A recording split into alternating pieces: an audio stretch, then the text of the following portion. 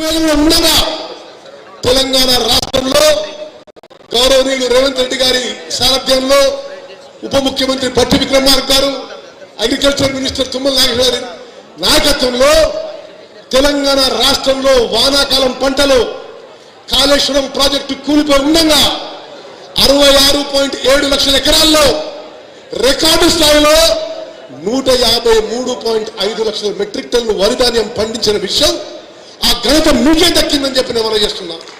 స్వతంత్ర భారతదేశంలో ఏ పంటలో కూడా, ఏ రాష్ట్రంలో కూడా, ఉమ్మడి ఆంధ్రప్రదేశ్లో కూడా, తెలంగాణలో కూడా అంత పంట పండలేదని చెప్పి నేను మనం చేస్తున్నా.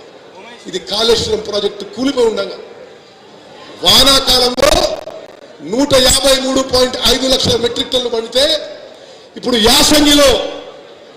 యాసంగి పంటలో 57 లక్షల ఎకరాల్లో 127.5 లక్షల మెట్రిక్ టన్నులు వరి ధాన్యం పండింది.